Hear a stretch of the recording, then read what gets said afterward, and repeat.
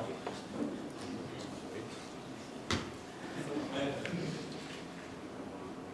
Shit, how do you use this thing? Quite easy. Forward, backward.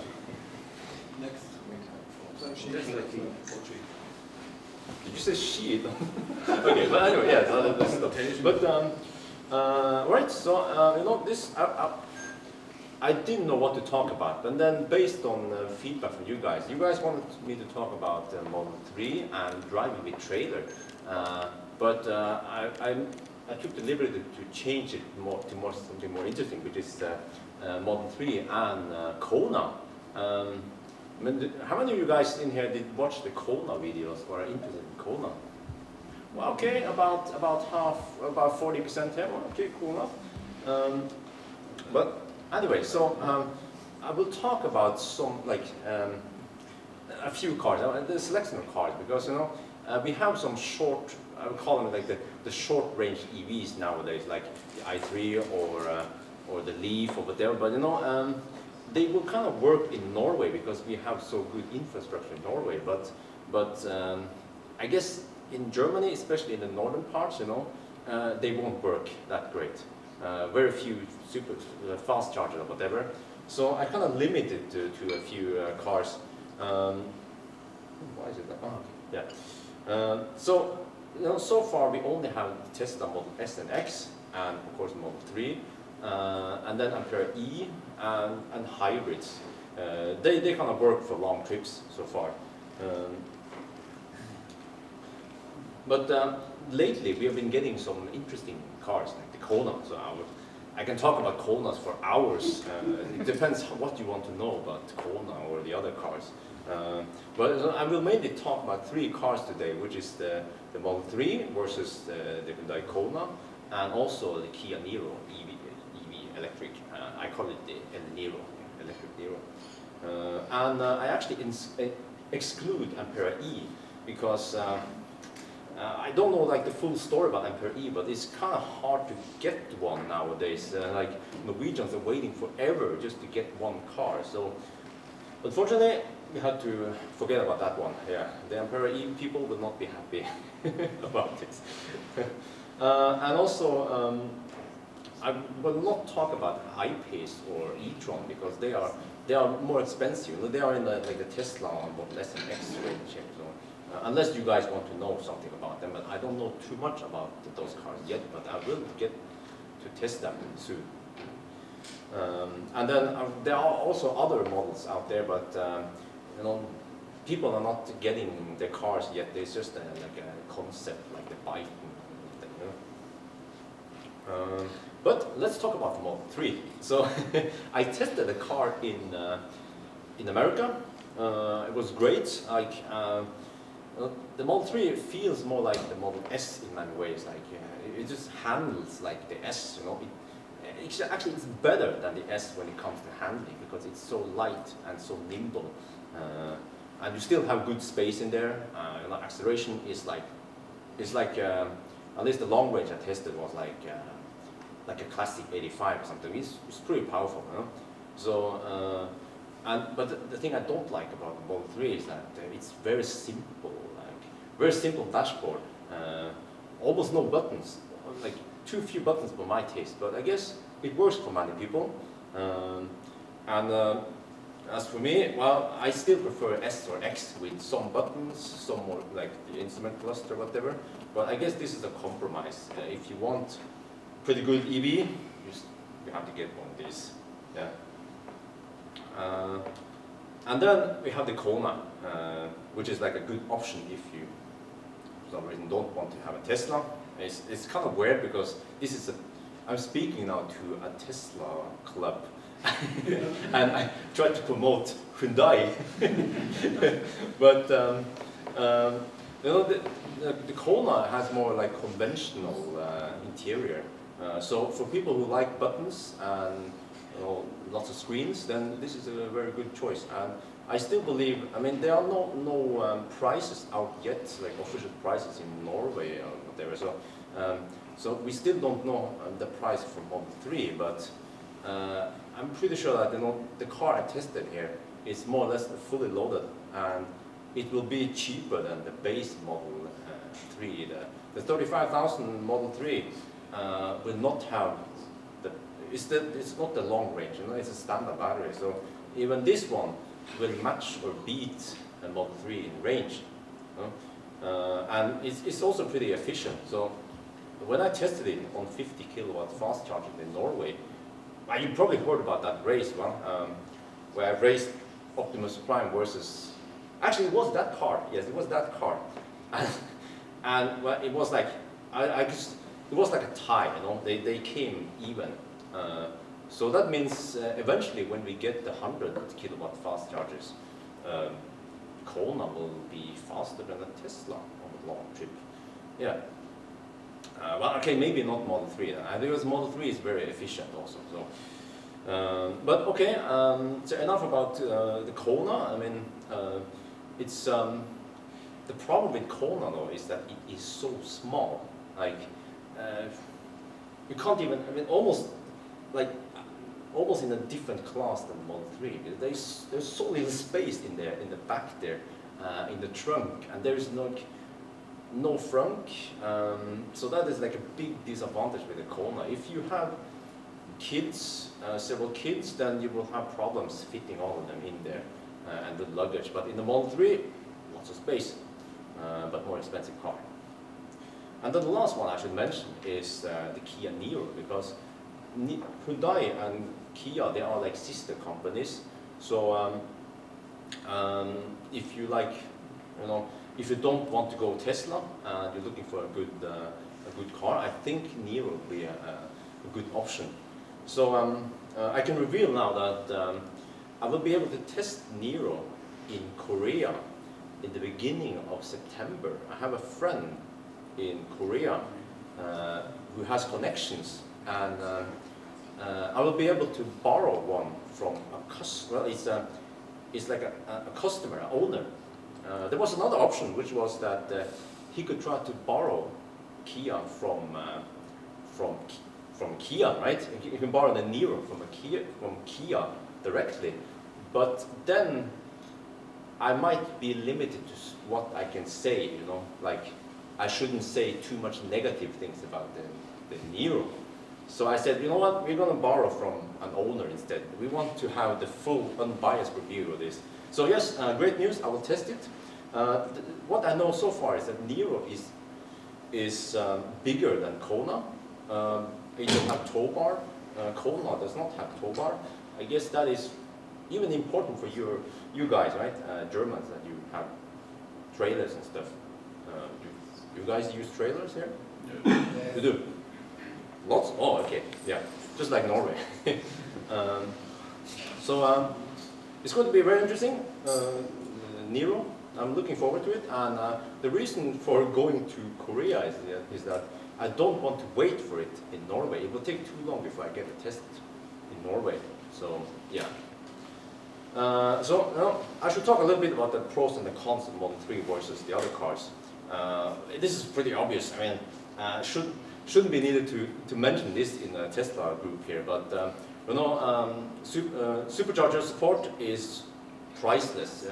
We drove here mainly on superchargers, so the supercharger network is like one of the best features with the Tesla. Model 3 has it, so that's great. And also the Model 3 is one of the most efficient cars, so it even beats Model S and X also.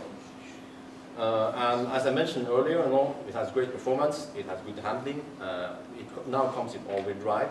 That's something the other two cars won't have. And also very good space, lots of space.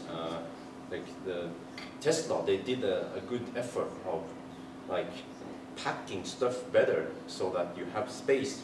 You know, that big room under the trunk is so useful to put luggage there. And also the frunk, you also have space in the front. When I open the front, when I open the hood of the Ioniq, no wait, not Ioniq. When I open the hood of Kona, I saw lots of space there. I was like almost mad that they left so much open space without making a frunk.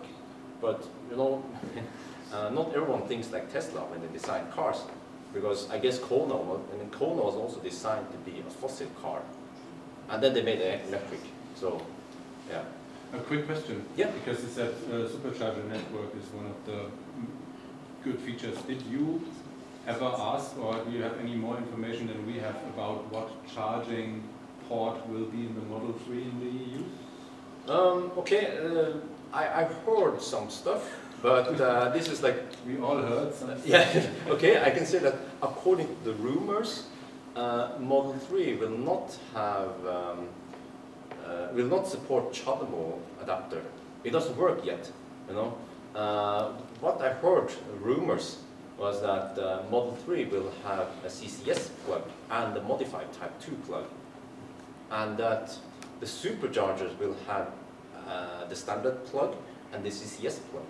So if you come there with your Model 3, eventually you can plug in the CCS, and I think I heard that it has to be, you know, the CCS 2 standard, because the CCS 1 goes up to 200 amp, which is about 70 kilowatts, but the CCS 2 goes up to 500 amp, so you can support whatever speed the Model 3 can take. So, yeah, that was the rumors. Thank you. Maybe that's the reason why Tesla didn't enable the CHAdeMO adapter for Model 3 yet, because they have some other plans. But this is for Europe, so I don't know what they're going to do in America. Like, yeah. Thank you. But okay, let me just finish this, and I will have a Q&A, and we can answer some questions. But if you have questions, just don't be afraid to ask me. But okay, and I think we also saw that the picture that Model 3 will get tow bar. So, and I'm guessing that the tow bar, I mean, it should be able to pull, you know, more than 750 kilo, maybe like 1,600 something. Because I think 750 is a bit too low to pull. Like, I don't know. I see Germans, you guys like to pull like caravans and stuff. Yeah, so 750 is not going to cut it. It would be like those small combi camp. Yeah. But of course, the problem with Model 3 is delivery time, and as I mentioned, you know, it's slightly more expensive than the two competitors. And I don't know if it matters for you guys, but it won't have that hatch opening. It has that small, like, trunk opening only, so it will be harder to fit in, like, well, I was about to say big furnitures in timber towns, but like bicycles and whatever. And as I mentioned, it's like, it's very clean interior, so you have to get used to it. When I drove it in US, I was like, I needed to get used to it, you know, that it lacks some display, center display or whatever. But I guess, I mean, if you use that car a lot, then you will always get used to it. And then a little bit about Kona. So you know, the advantage with Kona is it's very affordable. You get the full package for a very affordable price. And I tested it, and it seems to be almost as efficient as Model 3, and way more efficient than the S and X and most of the other cars. So it's, after all, it's like a crossover. You know, it's not like a small, short. Like, I mean, it's not like a low sedan like Model 3 is. And the interior is like, okay, it's a conventional interior, but I find it pretty nice. But then it has some problems again, which is that Hyundai, they're not planning on making too many of these. They're planning on making 30,000 per year only. Yeah, and and how many was Tesla going to make? Model 3, they're going to make over 100,000 per year. They are at 3,000. Well, anyway, they're at 6,000 per week right now.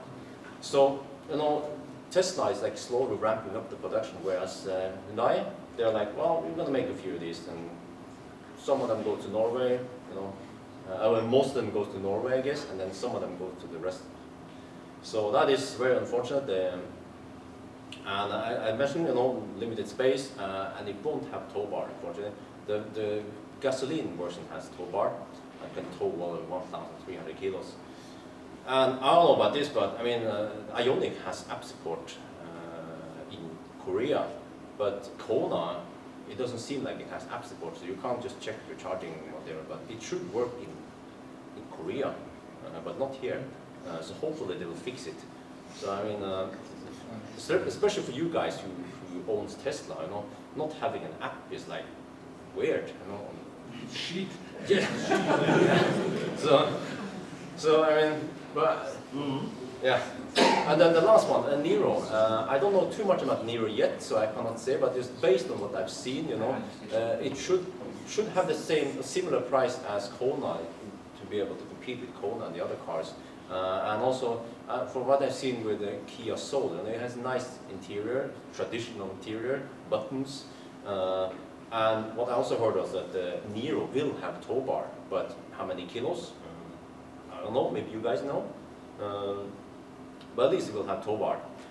And then again with Nero is that, you know, limited production, I guess, and still no app support, unless something else comes. So, you know, to wrap this up, like, which car should you get? Well, if you can afford it, you should go for Model 3. It's slightly more expensive, or maybe you could go for the stripped down version or whatever, but no, overall, I would say that the Model 3 is like, it's the better car. If I would choose, I would still go for Model 3. Even if I had to go for the smaller battery, because we have supercharger, we have all that other stuff. But if you don't need a space, if you for some reason don't want Tesla, then Kona is a good choice. But it's small. It's like smaller than the Golf. And then Nero is bigger, but the Nero, because it's bigger, I think they sacrifice some efficiency. Yeah, and I get the impression that Kia, well, you know Kia Soul, you know, it has a drag coefficient as a brick, you know? Like, yeah. Seems like they don't care too much about efficiency, but Hyundai, they did a lot to try to streamline the car to make it efficient and drag. So you have to expect the Neo to be less efficient, but you know, more space. So yeah, why not? So yeah, those were the three cars I wanted to talk about, because right now there are not many other cars with long enough range to compete, like, you know, to be compared with. So I think that was it. So now I can ask if you guys have any questions.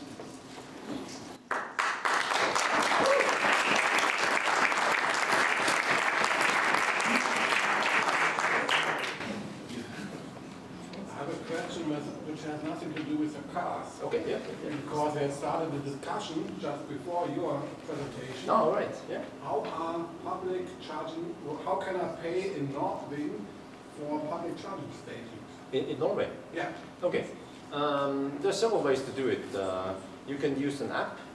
I think you input, I don't know this one because I don't use this option, but there's like an option where you can put in your credit card information there, and then it goes via the app, or you have to order this RFID, but I'm not sure if that works for foreigners.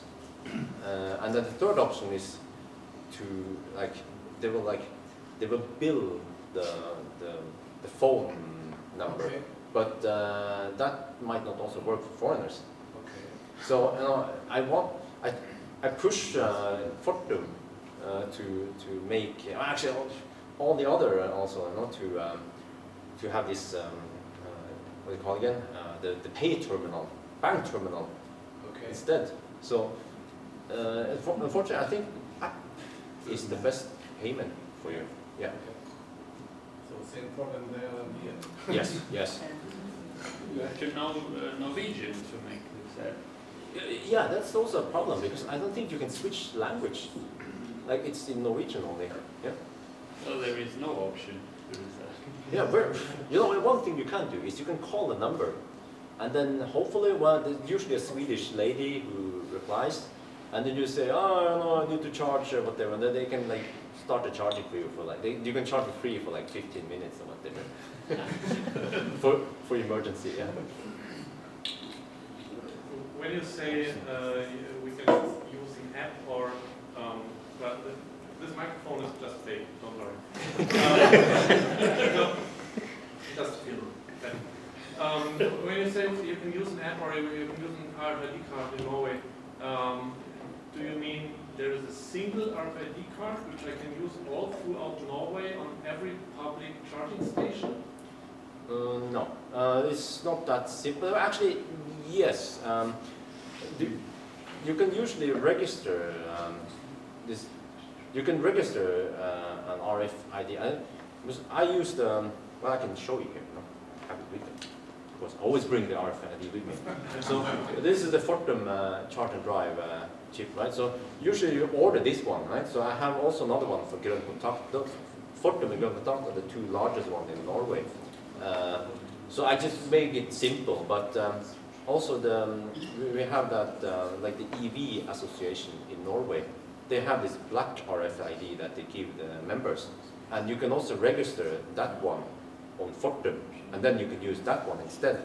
But you still have to register with the multiplicity of. Yeah, that's the problem. That you still need this. So it's basically very much the same as over here. Yeah. So like there should be a law in EU. Someone in the EU should say, no, you have to like you have to offer credit card payment. You know?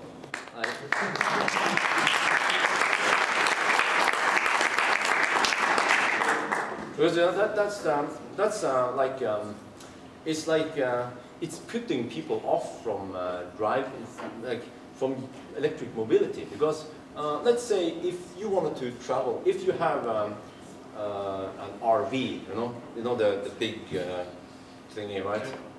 What do you call it in German, by the way? Wohnmobil. Huh? Wohnmobil. Wohnmobil. Ah yes, okay, I learned a new word now. Yeah. So if you had a Wohnmobil, right, a diesel, a dirty diesel, and you're thinking, oh, let's go to Norway, let's go to Lofoten, the North Cape, right? And then when you come to Norway, and you go to the gas station, and they're like, what, you need a chip, you need the app to pay? Well, I just want the fuel, you want the, so, I mean, you won't get any tourists that way, So, yeah, credit card payments should be mandatory. Yeah.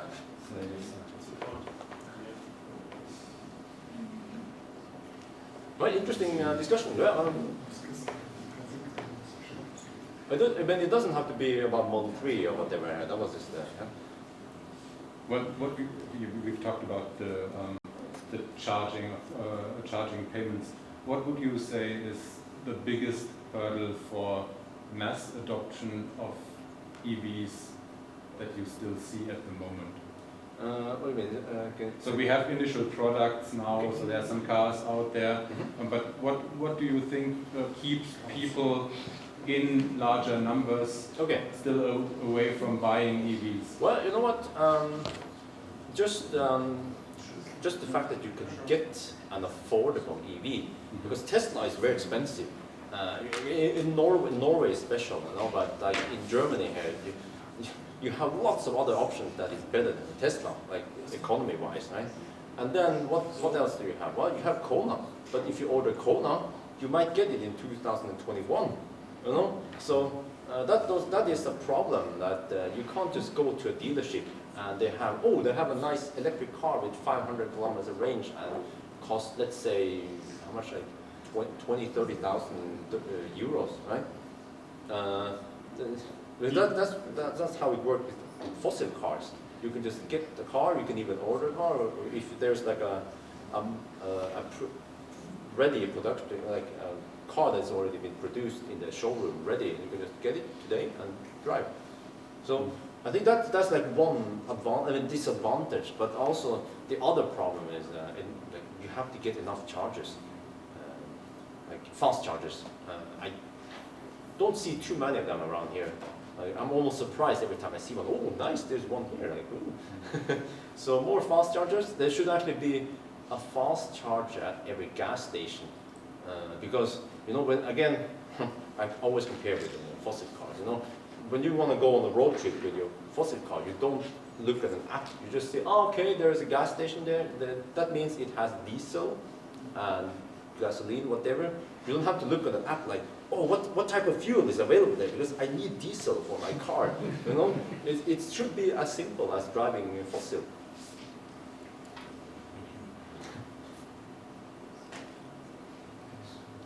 Is there any scene of in Norway about converting older cars or fossil cars to EVs? And do you have contact to them? About what do you mean? Converting fossil cars to EVs. Are there many guys? Is there any scene in Norway that they do this? What do you mean, like, let's say if you have a fossil car and you want to take out the engine and put in... To rebuild it with EV, well, okay, electrical motors. Well, I don't think they do that much over in Norway. I guess there are a few people doing it, but... Not so much. Yeah, not so much. Probably because, you know, EVs are so cheap, so they just buy them.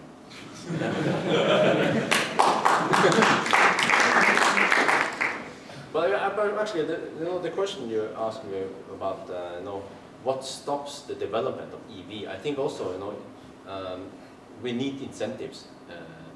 You see in Norway, the incentives, they work great.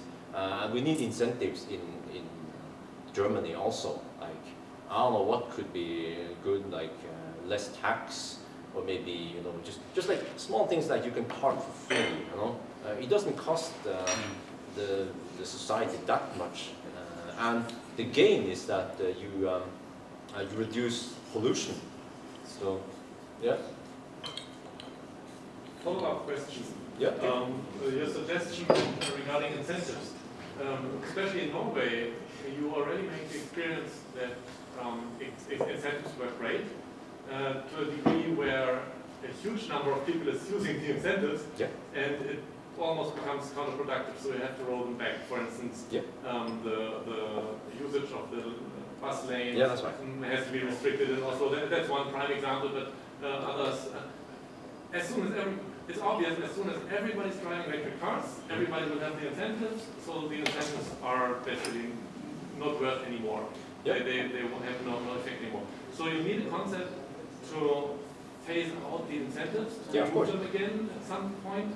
Do you have any thoughts to that regard, or any experience from Norway, what works well? Because experience here, for instance, when I think about the German tax system, is that there are many incentives and they are never removed. There are only more variation and more details added. So tax only gets more complex, and there's no way to remove anything or make anything more simpler, because there's always a group that will defend their privileges. And I can imagine a similar situation when you start with incentives for EV drivers, so you need a clear idea how to get rid of them later. We could just copy Norway then, or parts of it. Yeah, so tell me, how is it in Norway? But when I bought a Tesla in 2013, I knew about the incentives, right? But I also knew that it will not last forever. So I mean, if people have that mindset, okay, they're prepared that we will have incentives, and as soon as the country reaches this many cars, then the incentives will be reduced or taken away or something. I mean, that's fine, because it will still be, it will still work. It will still push people into buying the cars. So especially if it's like, let's say a tax refund or something, then the initial people who buy them, they will get the goodies in the beginning. So and also what we've seen in Norway is that once people buy electric, almost like they were tricked into buying electric, then they stay electric. Yeah, they think it's great because it is great. Of course, we know them. And I was also one of those guys. When I had my BMW, I was like, I know it's great, like I had diesel and all that. And I was actually, like 50-50 whether I should cancel my Tesla reservation or, So I was like, okay, let's try it. And if it doesn't work, then yeah. But if there was no incentives, if the car was very expensive, I wouldn't have bought Tesla in the first place. And then Tesla Björn would never have been born.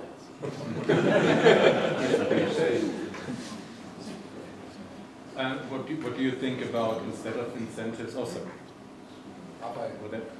Didn't see that. Okay, maybe you first then. Yeah, as far as I understood, in Norway there are no incentives. They are making vice versa. So the copying of Norway would be even better for the German state. So am I right that in Norway is it not that electric cars are getting incentives? It's like gas cars have to pay more tax. So the state is getting more money for people who are not behaving like they want. Oh, okay. Maybe you think about subsidize or because Is it right that a BMW is double the price from here? well, yeah, actually, no, it has always been like that.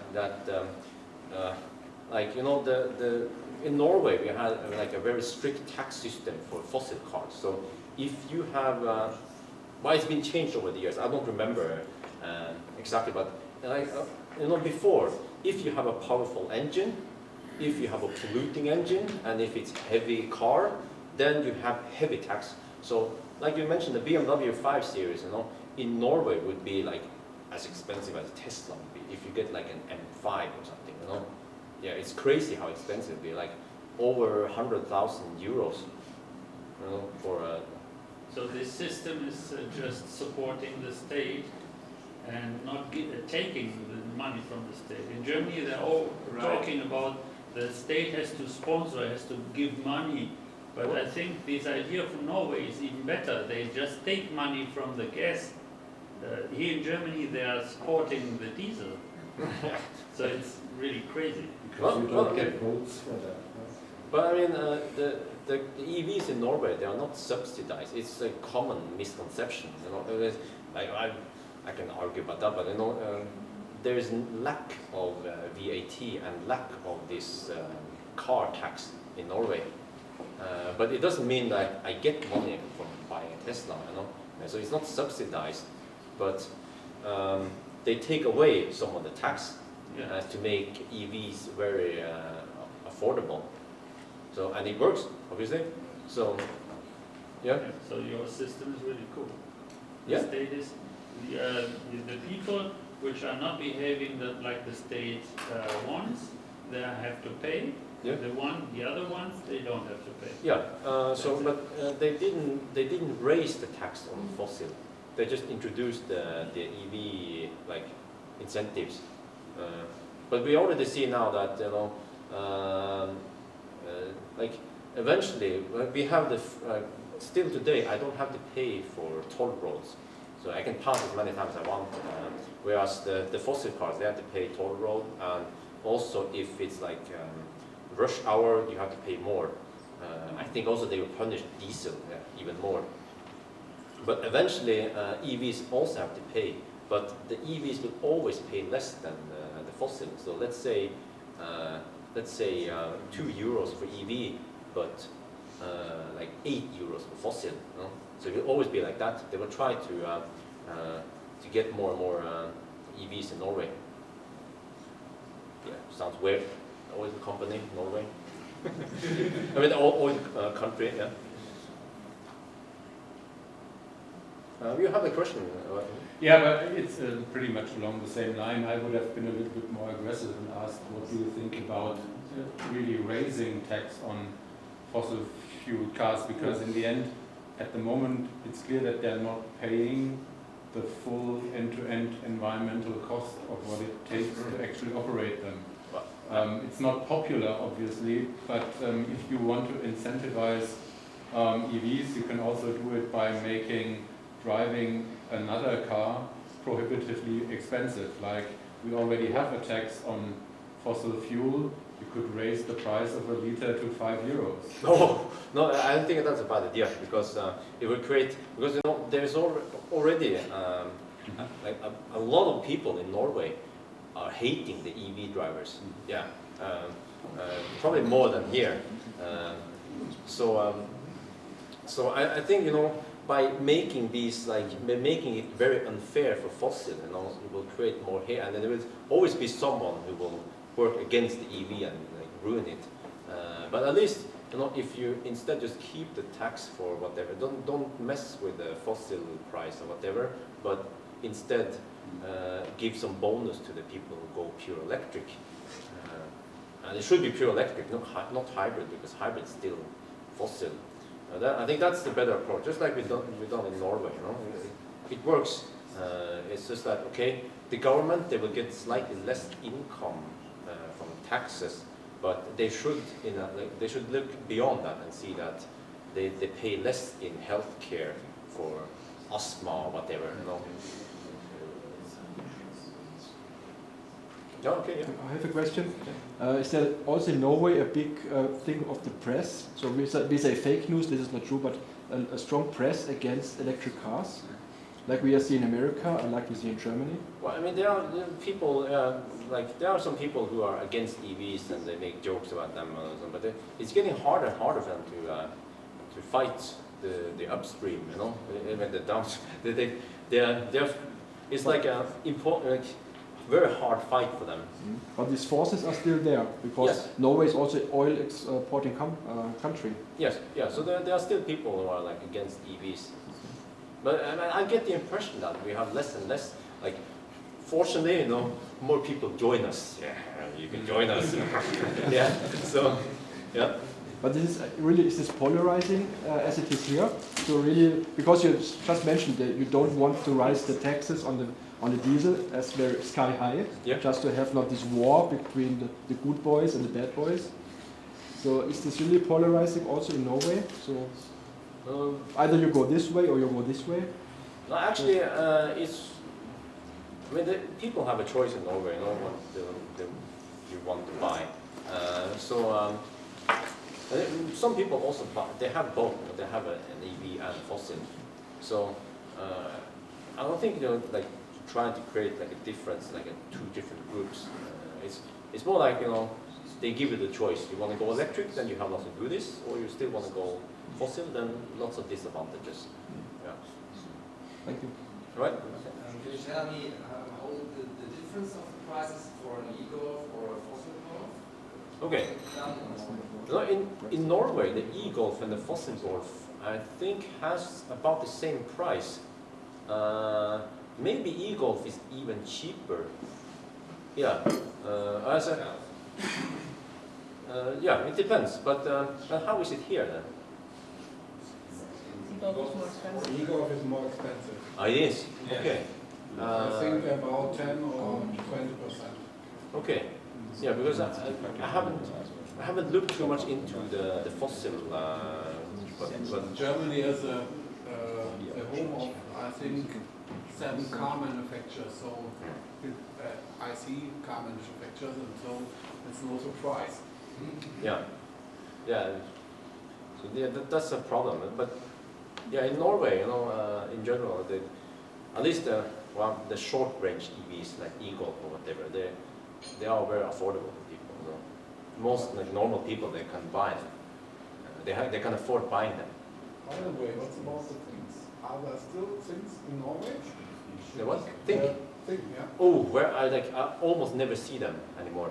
Okay. Yeah, but there's one car. I've seen, but they are disappearing because they have better options. Yeah. But I think another comment is that you ask about the price, but it seems like I get the impression that EVs they are available like the Golf the Golf has quite a long wait time. Like you have to wait almost a year to get one, but I think you can get a Zoe pretty fast over there. And people also love Zoes there. But my point is that I think more people, a big percentage of Norwegians could have used an EV, but they just don't know that an EV will work for them. They think it is not going to work in winter, or they don't want to charge or whatever, or they don't know that we have lots of fast chargers in Norway. Stuff like that. So it's like just lack of knowledge about EVs still in Norway. Yeah. How much is a kilowatt hour typically for home charging? Okay. It depends on the country where, but typically you're going to be sad now. It costs the let me think. I have to do the conversion. Quick math. Well, it's like 5 cents. Yeah, like let's say 5 to 10 euro cents per kilowatt hour. Yeah, it's just ridiculous. And actually, if you live in the north, there's like in the northern parts you don't pay VAT for the electricity, and if you go even further, there's like this part you don't have to pay this fee or whatever they call it. So in the northern parts, it's really cheap to drive electric.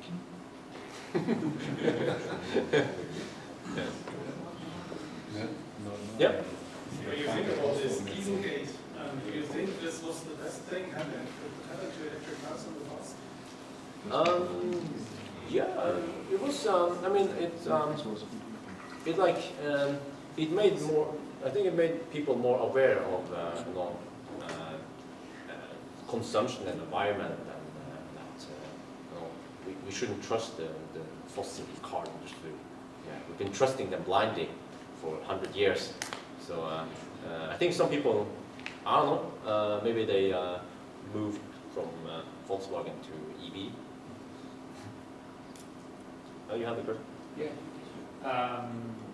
Are you a member of an association or a club like us, or are you connected to other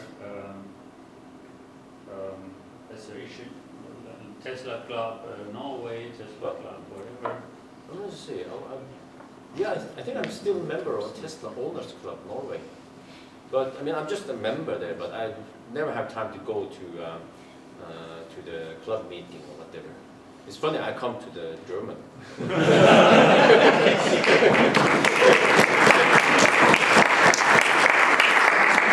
Do you want to be a member? Lifelong free. Does that include access to the Nürburgring? Yes. Tomorrow, yes. And German Autobahn.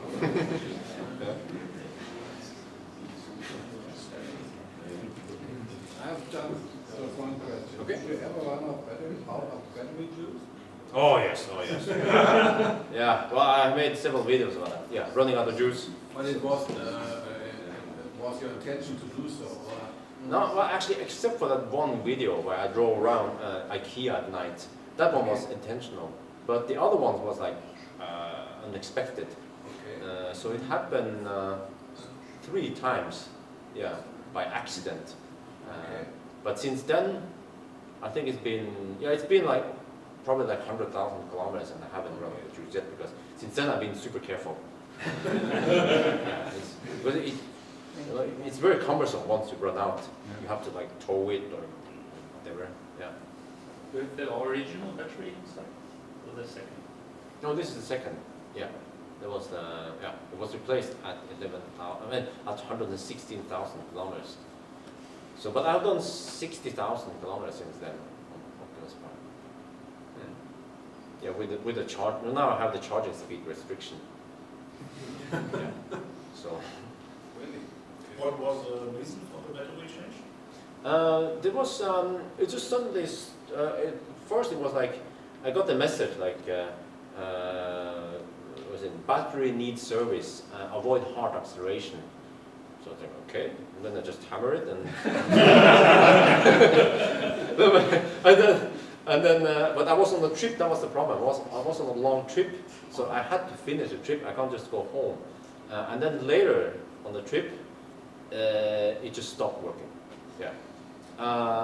And Tesla, they took in the car and they replaced the battery, because they suspected that my battery was like the earlier revision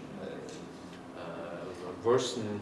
My battery was like the version 2 or 1, and now I have a version 3, which has some improvements. And they, after they replaced it, like I don't know if they found the reason, but at least they replaced the battery, and they test drove it a lot. Like those guys at Stavanger, you know, they test drove it. They drove it in rain. They drove it in the tunnel, and I said, no, maybe there's a problem with trailer. So they also hooked on the trailer and drove a lot, and they washed the car, everything. They watch my videos, by the way. So they saw that it was raining, so they tried to, you know, spray the car, everything. They tried everything. They couldn't find anything. And I have also, ever since the replacement, I've been using the new battery, no problem at all. So I believe there was something wrong with the battery. I don't know where it's now. Maybe Rich Rebuild is bidding on it. No, I don't know, but yeah. As you said, service. We here in Germany have a big discussion around the problem that Tesla servers cannot keep up with our expectations because they are absolutely overwhelmed. We have not enough employees. How's the situation in Norway? Oh, same problem there. In especially in Oslo, like there are certain places.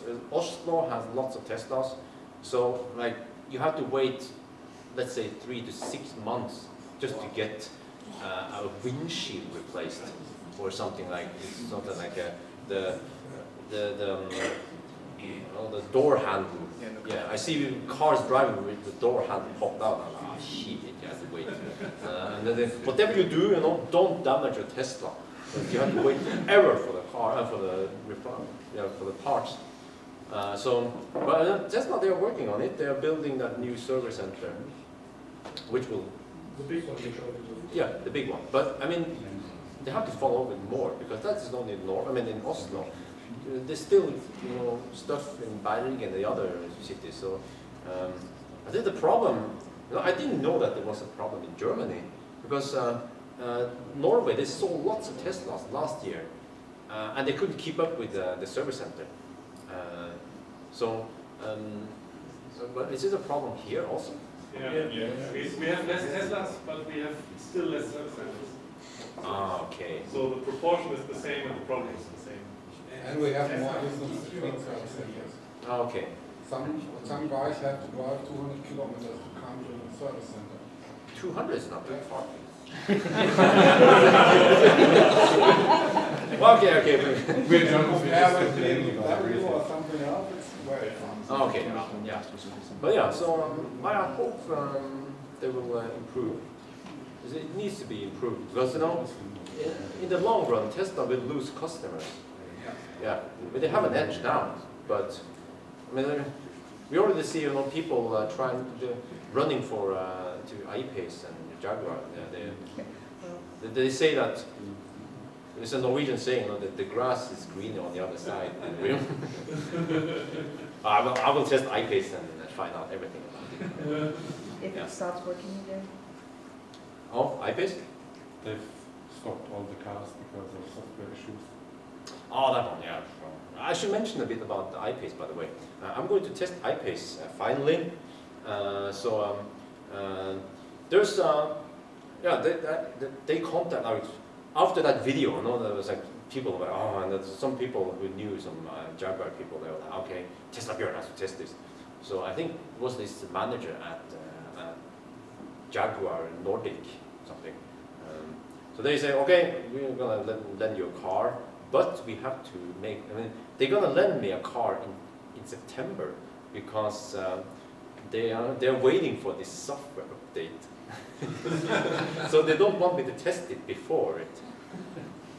And hopefully, I mean, we don't know what this software update will do, but you guys probably heard about the I-Pace, that it consumes a lot of energy.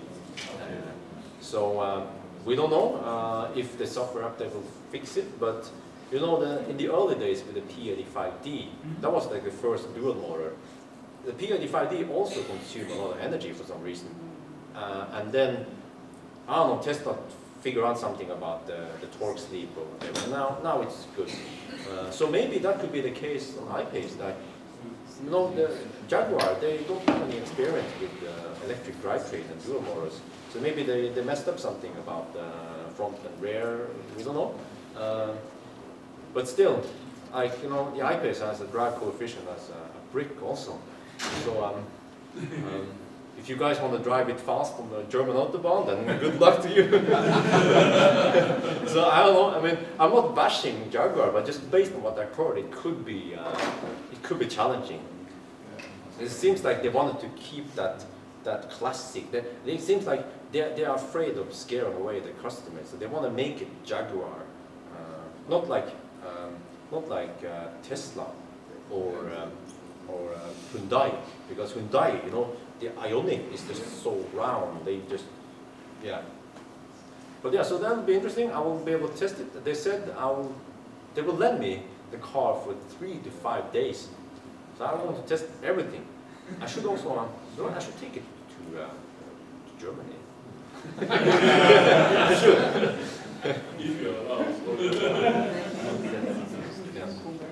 What do you think is the right size for the maybe next generation Model S or Model X from the capacity, from the battery or the range? Oh, you mean like a bigger one? Yeah, maybe it's 100 for you okay, or you think 200 kilowatt should be better?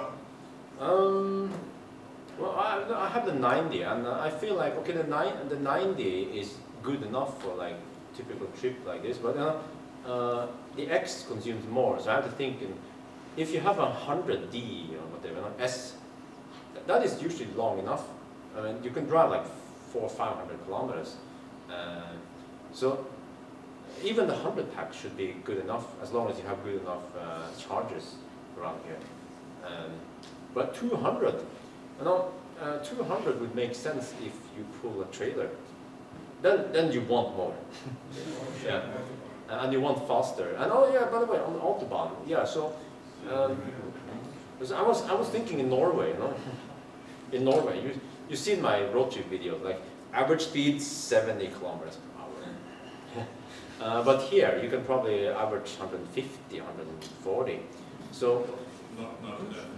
Hmm? Not in that. Okay, because of road construction. Yeah. But I think maybe 200 is a little bit overkill. It would be too heavy, too expensive. But I think about 120 to 150 would make a big difference. And Tesla should eventually make them because I-Pace will have 90 kilowatt hour. And also, it seems like Tesla, you know, they are the best so far. You know, they still have to have that lead. And the Roadster has 200 or will have. So, you know, S and X must also get some kind of upgrade. But 200 sounds a bit overkill. I don't know. I could be wrong, but maybe 120. P120D. Next one. Yeah. Well, to compete with the gas car, Yeah. I think 200 is okay. No? Yeah, of course. 200 kilowatt hours, you know, is like 1,000 kilometers of real range. So you don't need more. Even just to kill every argument of this petrol as we yeah, of course. Yeah, on the yeah. side. That's the thing. So I mean, if you get, I think 200 should be like the maximum. I mean, like once you reach 200, you should start making the battery smaller instead. But also charging speed is important. So if you can get good speed, you know, and enough, like lots of fast chargers, superchargers, then that's that. Did you hear about graphene, new technology, 4 times faster charging?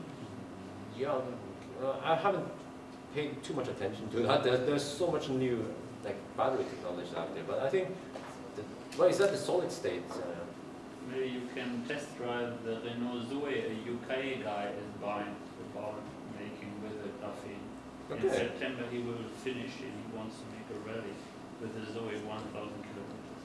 If you like, I can connect you and Yes, make yes. a test Yeah, with this graphene. interesting. I'd like to test that.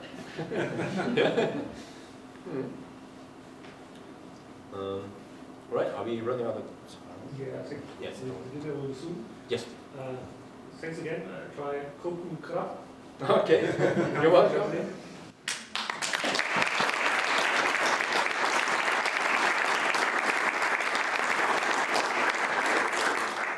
Yeah. I think, oder in Deutsch, I give you a briefing later in English, right? Right. Yes.